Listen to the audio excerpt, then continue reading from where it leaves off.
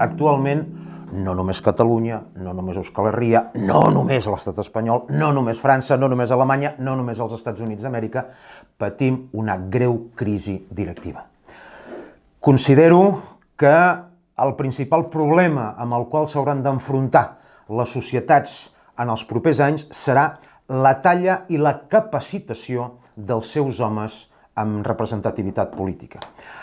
Fa uns 9 anys, 2 psiquiatres, un nord-americà, que era el cap del centre mèdic de la Universitat de Duke als Estats Units, i David Owen, que és psiquiatre, exministre de Sanitat i d'Afers Exteriors del govern britànic i membre actual de la Càmera dels Lords, fa 9 anys van escriure un article en el qual afirmaven que el 75% dels principals dirigents de la política internacional tenen trastorns mentals.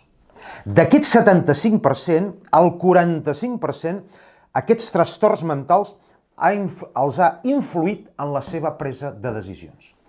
Per tant, patim una greu crisi directiva. No una crisi d'idees, sinó una crisi directiva, perquè les idees depenen més de la capacitat promotora dels seus líders que no de la profunditat filosòfica dels seus plantejaments. Per tant, indiscutiblement, la classe política, tant catalana com basca, com espanyola, com francesa o com alemanya, pateix avui en dia una greu crisi.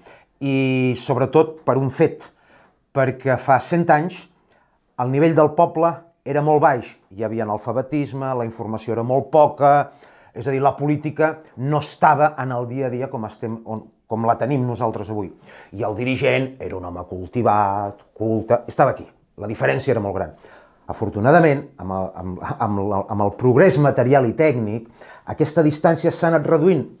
La cultura del poble ha anat pujant, però el grau de preparació del dirigent no ha pujat a la mateixa alçada que ha pujat el del poble. Ens trobem amb la gran paradoxa que avui en dia la diferència entre el dirigent i el poble cada vegada és menor. Aquí rau, i aquí està l'origen de la crisi directiva que patim actualment.